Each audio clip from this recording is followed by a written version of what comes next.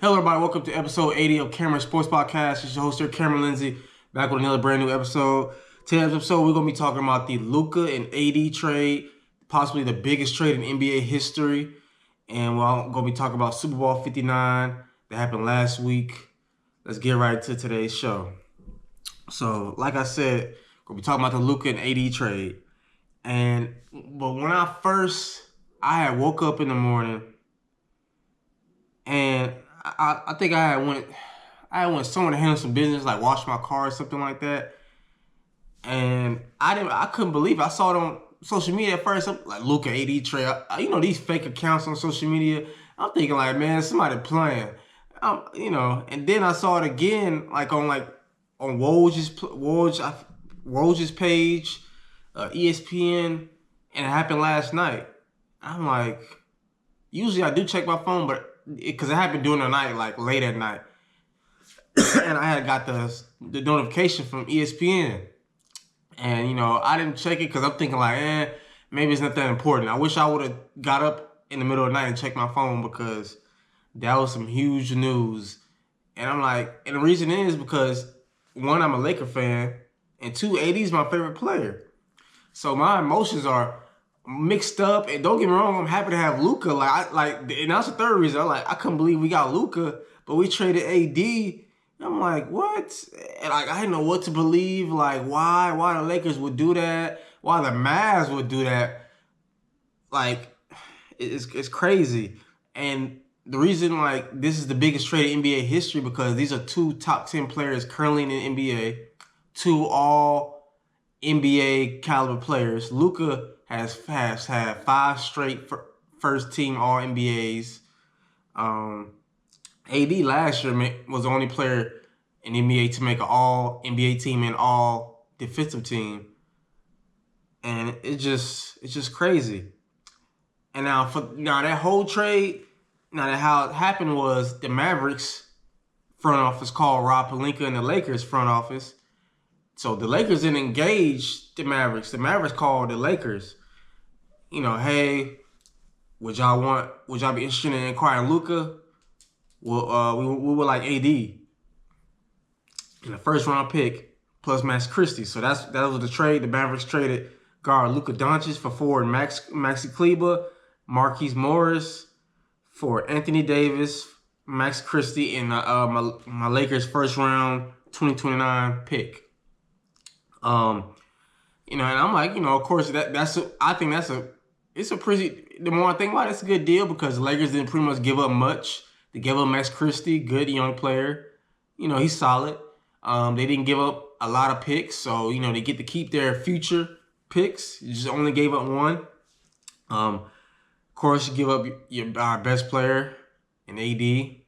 He'll be 32 next month in March. But I like I said, got here in my notes and I wrote down who is better right now, the Lakers or the Mavs, because of this trade, like right now. And I know, like I said, I'm recording this episode right now, and even though AD's injured, Daniel Gafford, Derek Lively, and with them healthy, I think with Kyrie, I think Dallas probably in the playoffs. If Dallas was to make the playoffs with everybody healthy, they'll probably be slightly better. Especially if AD's healthy, because in my opinion, when AD's healthy and he's engaged, he's the best two-way player in the league. I mean, eventually that will be Victor Wembanyama. But yeah, they got size, they got defense with him, Derek Lively, Daniel Gafford, and he doesn't have to play center. Excuse me. He doesn't have to play center most of the time. He can play his natural position, which is the power forward position. But I would have to say the Mavs will be the better team, completely healthy. Right now, both teams are completely healthy. The Mavs will be the better team right now because my Lakers, we really don't have too much size. I know we just traded we tried to trade for a big from Charlotte, but that didn't go through due to a failed physical. We just signed Alex Len, who was with Sacramento Kings. But I wish they would sign Dwight Howard, JaVale McGee, like, really have nothing to lose. I think those are players that have played with us before. I feel like they'll know their role, get us some big men to get us some size to rebound, play a little defense. I really feel like we could use Dwight and JaVale McGee on our team right now. Now, who won this trade overall? Long term, I say the Lakers did because they have their future superstar after Bron is gone. And like I said, like again, I was shocked. I was thrown off guard off this trade because I'm a Laker fan. AD's my favorite player. I was shocked that we got Luka. But long term, I get it because LeBron is 40 years old. He's still playing very great. He's still a top 10 player. But he probably got like, I say at best 2 more years. At least. I could say at least 2 more years. He probably could retire after this year. Maybe not. I feel like he'll play 1 more year. So I say 2 years max. And, AD being 31, I get it. He got like 4 years left in his prime probably. But the Lakers, they have to have a star. Like they don't want to go back to how it was with Kobe when Kobe was exiting, like towards the end when Kobe was getting to retire. And then we didn't have a star. We had Brandon Ingram, Julius Randle, D'Lo. We had no superstar players. We was in the lottery almost every year. Lonzo Ball. We had no bona fide star, which led us trading for a top 10 player, Anthony Davis. So I get it. And plus, the Lakers aren't really known for drafting superstars, they're more for trading superstars. The last time the Lakers really drafted a superstar was Magic Johnson back in 79, 80. Around that time. Other than that, they'll either sign up superstar in free agency or trade. Kareem Abdul-Jabbar traded from the Bucks. Shaquille O'Neal signed a free agency from Orlando. Kobe, they traded on draft night from Charlotte because Kobe was originally drafted by the Charlotte Hornets. Anthony Davis traded from New Orleans. LeBron signed in free agency. Now Luka traded from Dallas. So, and I'm forgetting other superstars. But that's just Pau Gasol traded from Memphis. So that's just to name a few. The Lakers are real known for trading for superstars. And with Luka, that's going to be an attraction because other players most likely are going to want to play with Luka and play for the Lakers sometime down the road. So and he's only 25 years old. He'll be 26 this month. So we have our young superstar who's in his prime, really not really in his prime, but like in his prime. Like most likely Luka's going to win an MVP. Now he's with the Lakers. He's probably most likely will win MVP as long as he stays in shape, as long as he's committed. I think he definitely will be fine. But like I said, I think the Lakers won this trade long term. Dallas, they're more trying to win right now. Like right now. Like their window is 2-3 years because Kyrie's 32, AD's 31. They're trying to win right now. They got older superstars, so they're trying to win right now. Lakers, and it's been reported LeBron had nothing to do with it. He didn't know. What do I think? Did LeBron know? I feel like one of two things. Either LeBron really didn't know, like he found out what everybody found out, or the Lakers told LeBron, like, hey, we about to trade AD, and he found out maybe a little bit before AD did. So, but I think the Lakers did. Now during the offseason, it's gonna be interesting because I feel like we was doing fine. Like we were the fifth seed in the West. AD's, besides his last game for us when he was fully healthy, he dropped 40 and 20. He did get hurt the last game he played, but the last full game he played, he dropped 40 and 20. I'm thinking, like, okay, we're going to have a legit shot. We won't be in the play-in. If we could avoid Denver in the first round, we can make a little noise in the playoffs. And then that trade happened. Now, so far, Luka has been playing somewhat okay, dropping 14, 16 points. But he's just coming back from an injury, so I'm not tripping, but we do need our defense has been playing pretty solid even without AD. So besides the loss to Utah before this All-Star break, but my Lakers are 32-20, way better than they was last year. So this is a good right. We're a 4th, 5th seed right now in the West. I feel like if we get matched up against Houston, I like our chances in the first round. Long as we can avoid Denver, maybe to the Western Conference Finals or the second round, I'll feel fine. Like, I think we have a chance. But if LeBron can stay healthy, if Luka can beat Luka, I know he's not going to be the best. I know he's not going to be an elite defender. I don't expect that. I don't expect us to stop Jokic. Even with AD, he made it hard on Jokic, but he didn't shut down Jokic. So Jokic is probably going to get his. If we play Denver, let's say we play Denver in the Western Conference Finals, Jokic is going to get his. But we got to stop him as far as giving assists. So if Jamal Murray is scoring, I have full confidence that Luka can score more than Jamal Murray, unlike D'Angelo Russell could. Because when we played Denver last year, D'Lo, had a phenomenal regular season last year. But it's like when we played Denver in the postseason, he forgot how to play basketball. So that I have faith in Luka. And now, I don't know what's going to happen with LeBron in the offseason. Are the Lakers going to try to trade him? Is he going to want? I feel like, I don't know. I feel like either one or two things. They should try to do right by Bron. Maybe trade him to Golden State or somewhere, to Cleveland, like get some pieces so we can build for our future. But if they keep Bron, I'm not going to be mad at that. But like I said, I think the Lakers won this trade long term. Right now, Dallas is the better team. But like I said, right now, AD. Sorry, I don't have an answer for that. Yeah, sorry about that. But right now, if Dallas, they're hurt. AD's out. Derek Lively's out. Danny Gaffer's out. So Dallas they're not looking pretty good. They probably, the way they're looking, they may not even make the playoffs. And Dallas fans gonna be hurt. I know they're already mad. AD was having a phenomenal game before he got hurt, but he's gonna be out for a month due to his injury. And that's sad to see. But regardless, AD is still my favorite player. I wish him nothing but the best with Dallas. I still got his jersey. I'm still gonna root for him unless he plays my Lakers.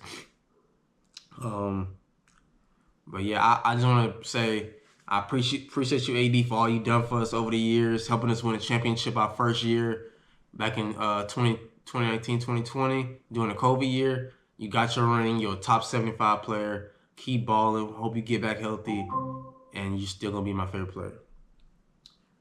But yeah, that Luka AG trade, I agree. I think it is the biggest trade in NBA history. Like I said, never seen a player at that age, 25, traded in his prime. And like I said, it's been reported that because the Mavs was frustrated with Luka's conditioning, his weight. It's been reported he weighed over 270 pounds. But my thing is, even if that's so, he still averaged 28 points a game. And he led you to the NBA Finals last year when you had no. I was shocked when Dallas made the NBA Finals last year. He led you to the NBA Finals. So, and I feel bad for AD getting blindsided like that, but it's part of business. All professional leagues, NBA, NFL, NHL, MLB, it's a business at the same time. So, but yeah, I do think this is the biggest trade in NBA history. I think when healthy, the Dallas Mavericks are the better team slightly, but I think the Lakers have won this trade long term. They didn't trade all their picks. They got a young superstar in Luka to be the face of the franchise after LeBron is gone, because Luka is a top 3 player right now in the NBA.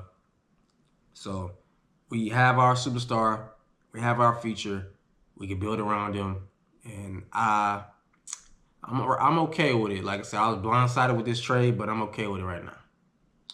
But yeah, now let's get into Super Bowl 59 that happened last weekend between the Philadelphia Eagles and the Kansas City Chiefs.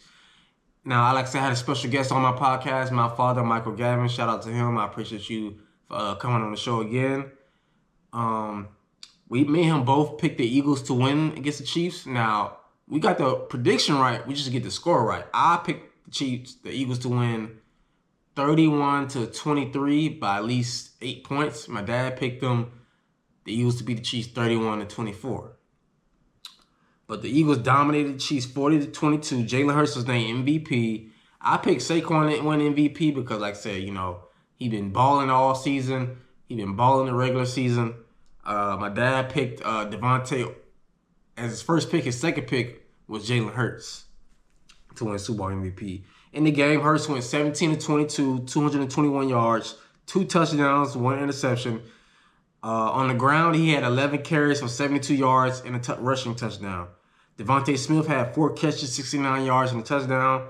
The Eagles' defense had 6 sacks, 3 turnovers, 1 being a fumble, 2 interceptions, and 1 of them being a pick 6 by rookie Cooper DeJean out of Iowa. And I said the Eagles are going to have to get after Mahomes. Last week in the episode, I said they're going to have to get after him. I said Jalen Carter, Josh Sweat, Williams, Nolan Smith. And they did. They didn't have to. Vic Fangio called a phenomenal game. He did not blitz the Chiefs not one time at all. They dominated with 4 all game. All game. And I voted for Jalen Hurts during the game for MVP, but Josh Sweat could have been MVP also. He had 2 sacks. He had a phenomenal game. Zach Bond had a phenomenal game. Cooper DeJean with the pick 6 on his birthday. That's the first time a player has scored a touchdown on his birthday in the Super Bowl. And I think the Eagles, Howie Roseman, had deserved GM of the decade. You have ever since he got his job back from Chip Kelly, he has been balling, drafting the right guys, signing the right guys. Jalen Hurts, Saquon,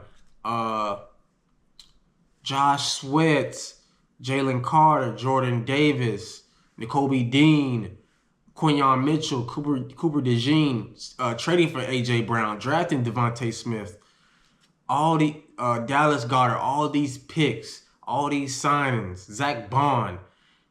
They have been doing a phenomenal job. And that's what happens when you let a GM do the job. If it was Jerry Jones, would do that for Cowboys fans and let somebody else do that job. But that's another story. I'm not going to talk about the Cowboys right now.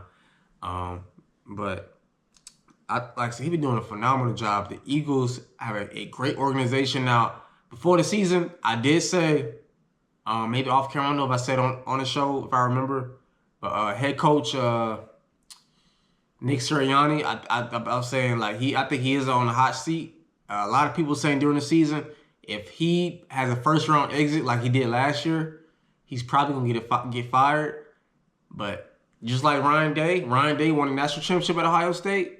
I think his job is safe. Nick Sirianni is too.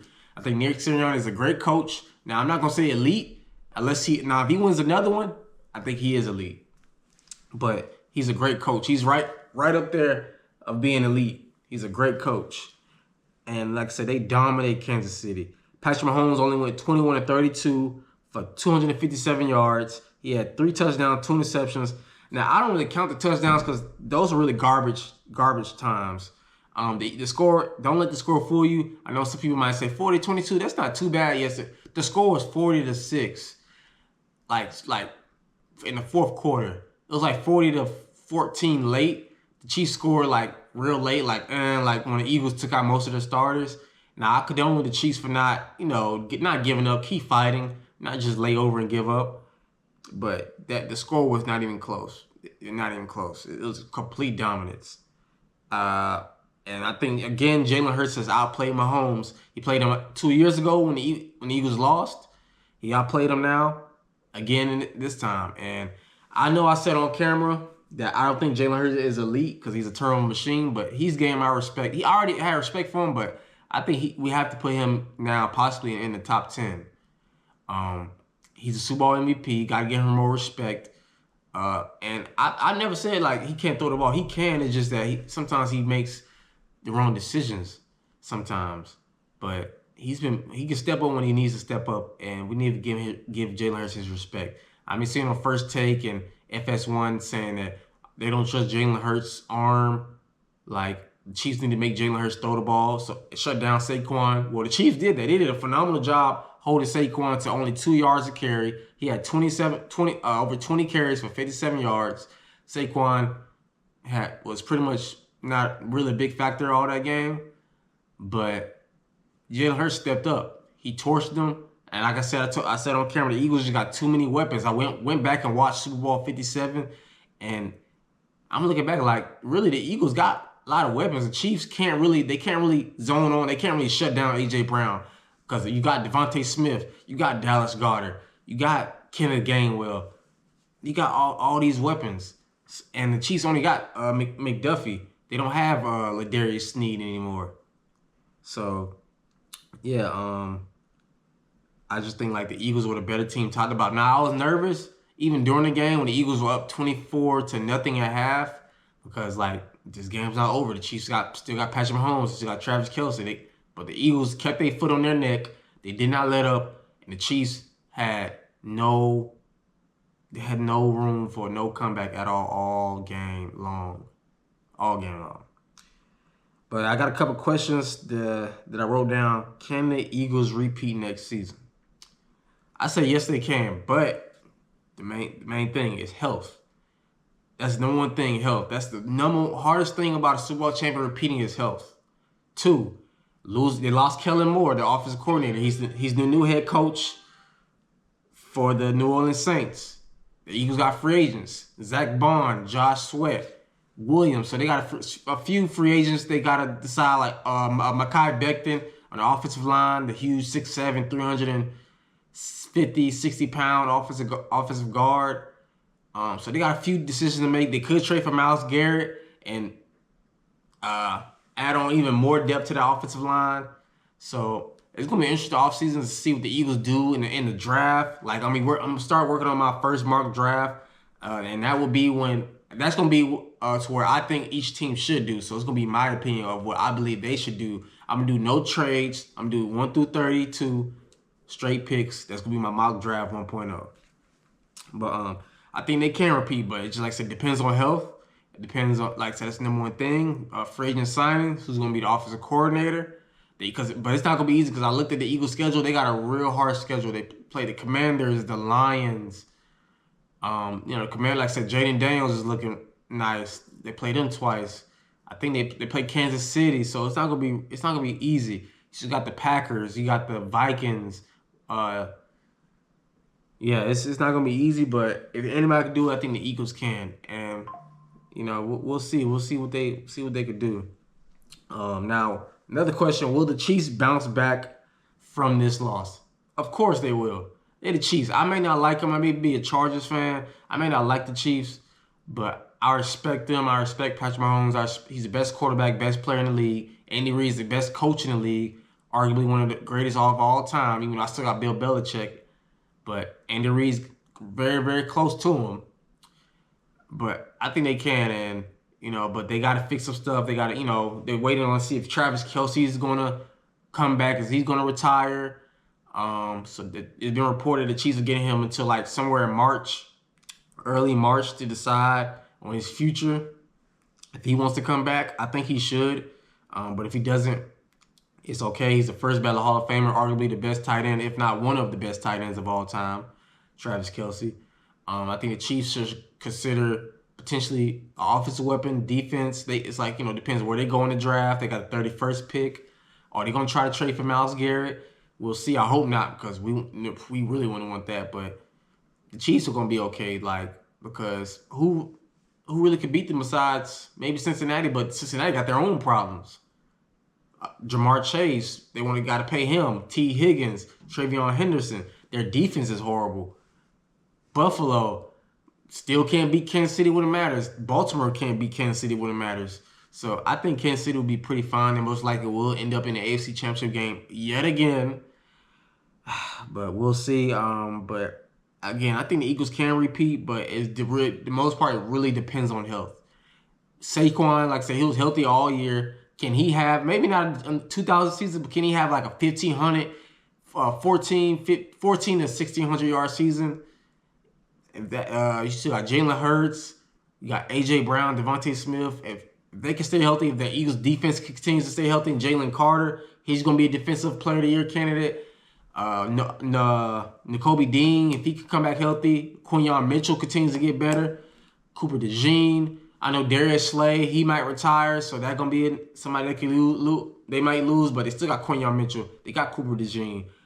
I don't know if they'll bring back Zach Bond. We'll see. But I trust Howie Roseman to make the right moves during the draft and the offseason. So I'm not really too much worried about as far as like losing or who they going to get, because I think they'll be fine. The main thing for me is the offensive coordinator and health, because health plays the most part in every sport.